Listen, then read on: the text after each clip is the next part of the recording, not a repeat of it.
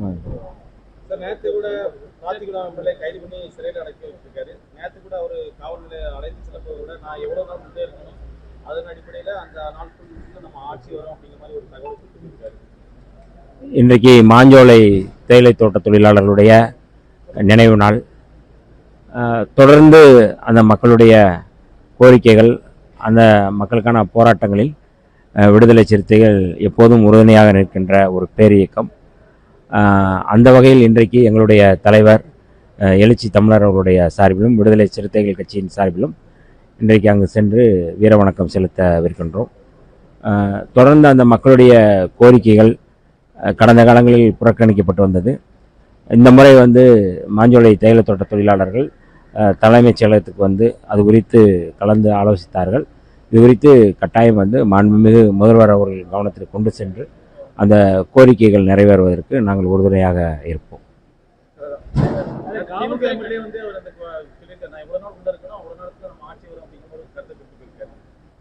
இல்லை, பலரும் நீங்கள் சொன்னது போல் மரியாதைக்குரிய சட்டமன்ற உறுப்பினர் மார்க்கண்டேயன் அவர் பேசிய பேச்சு என்பது வன்முறையை தூண்டுகின்ற விதமான பேச்சு. மாண்புமிகு சட்டப்பேரவை தலைவர் அவர்கள் இது குறித்து தெளிவுபடுத்தி இருக்கிறார்கள். ஆகவே அவர் எதுவும் உண்மை இல்லை என்றால் நீதிமன்றமே அவர் விடுவித்திருக்கும். பல வழக்குகள் அப்படித்தான் நடந்திருக்கின்றது. ஆகவே அப்படியான வன்முறையான பேச்சுக்களை தவிர்க்க வேண்டும் என்று நாங்கள் கேட்டுக்கொள்கிறோம். மற்றபடி அவருடைய பேச்சு என்பது அவருடைய விருப்பம் என்பது அவரை பொறுத்தது. அதில் நாம் கருத்து சொல்ல முடியாது.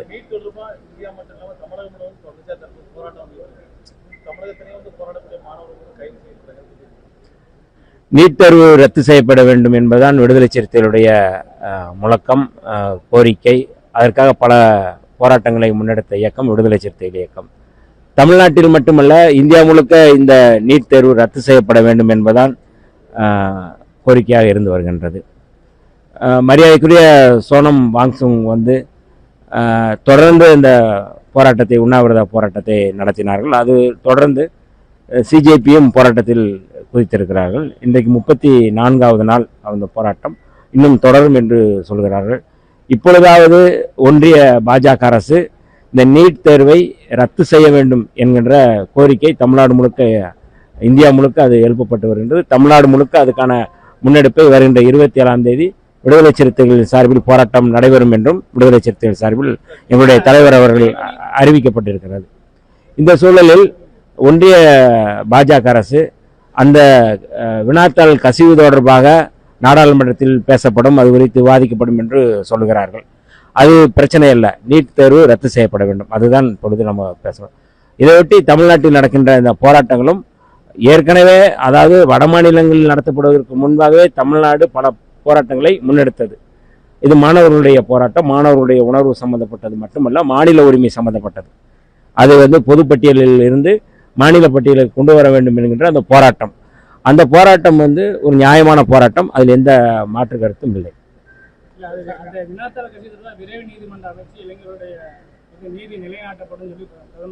பிரதமர் சொல்வது ஒரு ஏமாற்று வேலை, கண்துடைப்பு.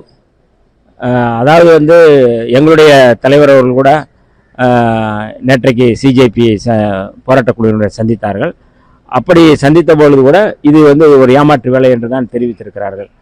ஆகவே வெளிப்படையாக அந்த மாணவர்களுக்கான மருத்துவம் எல்லா விதமான மாணவர்களுக்கும் கிடைக்க வேண்டும் என்பது நிலைநிறுத்தப்பட வேண்டுமானால் நீட் தேர்வு ரத்து செய்யப்பட வேண்டும். மற்றபடி விசாரணை என்பதெல்லாம் யார் கசிவு செய்தார்கள் அல்லது யார் அந்த வினாத்தாளில் எத்தனை லட்சம் போனது என்பதெல்லாம் விசாரணை செய்து கைது செய்து தண்டனை கொடுப்பது என்பது அது வேறு. ஆனால் நீட் தேர்வு ரத்து செய்யப்பட வேண்டும் என்பதால் முதன்மையானது. காவல்துறையில ஒரு கட்டுப்பாடு இல்லை, அதனால கண்ட்ரோல் பண்ண முடியல அப்படின்னு அதிமுகவை ஒரு கட்டுக்கோப்பாக அதிமுகவிலிருந்து போகின்ற சட்டமன்ற உறுப்பினர்களை ஒரே கட்டுப்பாட்டுக்குள் ஒரு தலைமையின் கீழ் கொண்டு வருவதுதான் சாதனையாக இருக்க வேண்டும். அந்த சாதனையை அதிமுக நிகழ்த்த வேண்டும் என்று நாங்கள் கேட்டுக்கொள்கிறோம்.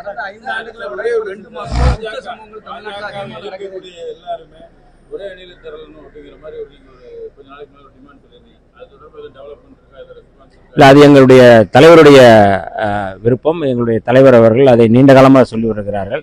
பாஜகவை எதிர்க்கக்கூடியவர்கள் ஒரே புள்ளியில் இணைய வேண்டும் என்று இந்தியா முழுக்க அறைகோல் விடுத்து வருகிறார்கள். இன்றைக்கு கடந்த காலங்களில் கூட திமுகவோடு இணைந்து நாங்கள் செயல்பட்டது கூட அந்த பாஜக எதிர்ப்பு புள்ளியில் தான் நாங்கள் செயல்பட்டோம். இப்பொழுதும் பாஜக எதிர்ப்பு புள்ளியில் தாவேகாவோடு நாங்கள் இணைந்து செயல்படுகின்றோம். தாவேகாவும் திமுகவும் இந்தியா கூட்டணியில் வர வேண்டும் என்கின்ற அந்த தொலைநோக்கு பார்வையில் சொல்லப்பட்டது.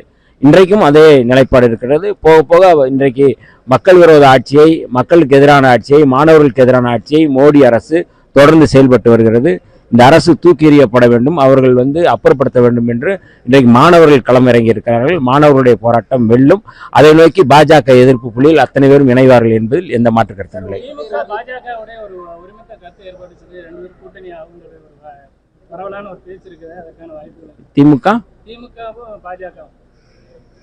திமுகவும் பாஜகவும் இணைவார்களா என்பது குறித்து எங்களுக்கு தெரியாது. பாஜக எதிர்ப்பில் திமுக இன்றைக்கும் உறுதியாக தான் இருக்கின்றது. நாடாளுமன்ற நடவடிக்கைகள் நீங்கள் பார்க்கலாம். அப்படி சொல்லப்படுவது கற்பனையாக திமுகவுக்கு எதிரான அவதூறாக தான் நம்ம பார்க்குறோம். அதில் எந்த விதத்திலும் ஒரு சிலருக்கு விருப்பம் இருக்கலாம், திமுகவில் இருப்பவர்களுக்கு கூட அதில் விருப்பம் இருக்கலாம்.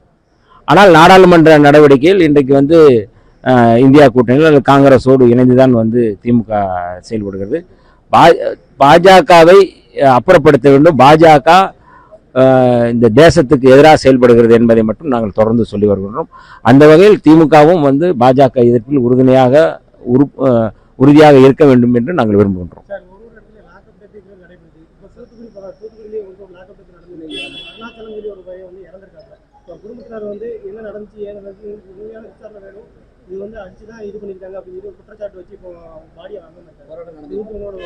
இல்லை, லாக்அப் படுகொலைகள், இந்த மாதிரி காவல் சித்திரவதை மரணங்கள் நடக்கக்கூடாது என்பதுதான் விடுதலை சிறுத்தைகளுடைய கோரிக்கை, நிலைப்பாடு.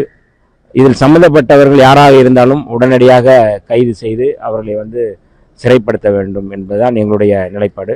அது இம்மாதிரியான காவல் சித்திரவதை மரணங்களுக்கு எதிராக எப்போதும் நாங்கள் குரல் கொடுப்போம். அதில் எப்பொழுதும் பாதிக்கப்பட்டவர்கள் பக்கம்தான் விடுதலை சிறுத்தைகள் நாங்கள் நிற்போம். நேற்றைக்கு ஒரு தெளிவு அறிக்கை கொடுத்துருக்குறாங்க. நீட் தேர்வுக்கு எதிராக இம்மாதிரி மாணவர்கள் நடத்திய அந்த போராட்டத்துக்கு ஆதரவு தெரிவித்து மாண்புமிகு முதல்வர் அவர்கள் அறிக்கை கொடுத்துருக்குறாங்க. அந்த அறிக்கை முழுமையான அறிக்கையாக இருக்குது. அந்த அறிக்கையில் ஒரு தெளிவுபடுத்தியிருக்கிறாங்க. நீட் தேர்வு ரத்து செய்யப்பட வேண்டும், மாநில பட்டியலுக்கு அது வர வேண்டும் என்று தெளிவுபடுத்தியிருக்கிறார்கள். ஆகவே அதில் அவர் மாற்று கருத்தோ வேற்று கருத்தோ எதுவும் சொல்லவில்லையே. அரசை விமர்சிக்கக்கூடிய சட்டமன்ற உறுப்பினர்கள் தொடர்ந்து கைது செய்யப்படுறாங்க. இது பார்த்தீங்கன்னா திமுகவும் தாவேகாவும் இந்த இதில் ஒரே மாதிரி தானே பண்ணுறாங்க. திமுக இது பண்ண தப்புன்னு அன்னைக்கு தாவேகா எதிர்ப்பு தெரிவிச்சது. இன்னைக்கு தாவேகாவும் இல்லை, அதாவது ஊடகங்கள் ஊடகவியலாளர்களுடைய பார்வைக்கு நான் விடுகின்றேன். திமுக 2 சட்டமன்ற உறுப்பினர்கள் கைது செய்யப்பட்டது. முன்னாடி அவர் மரியாதைக்குரிய அண்ணன் அனிதா ராதாகிருஷ்ணன் கைது, அதுக்கு பிறகு இவருடைய கைது. ரெண்டு பேருடைய உரையை நான் பொதுவெளியிலே நான் அதை வைக்கின்றோம். பொதுமக்களே முடிவு செய்யட்டும். எலும்பை உடைப்பேன் என்று சொல்வது எந்த வகையில் சரி? அதை உங்களை போன்ற ஊடகவியலாளர்களோ மக்களோ அதை ஏற்றுக்கொள்கிறார். அதுவும் சட்டப்பேரவைக்குள் வைத்து என்று சொல்வது ஒரு நாகரிகமான அரசியல் நோக்கி போகாது. வன்முறையை தூண்டுகின்ற விதமாக யாரும் பேசக்கூடாது என்பதைத்தான் நாங்கள் சொல்லி வருவோம். ஆகவே இதை ஏற்றுக்கொள்ள முடியும். கடைசியாக இன்னைக்கு தமிழக முதல்வராக இருக்கக்கூடிய படம் ரிலீஸ் ஆயிருக்கு. ஒரு திரைத்துறையில் முக்கியமாக இருந்த அவர் தமிழக முதல்வராக இருக்கார். அவரோட கடைசி படம் அது இறுதி படம் என்று அவரே அறிவிச்சிருக்கிறாங்க. படம் வெற்றி பெற வாழ்த்துக்கள்.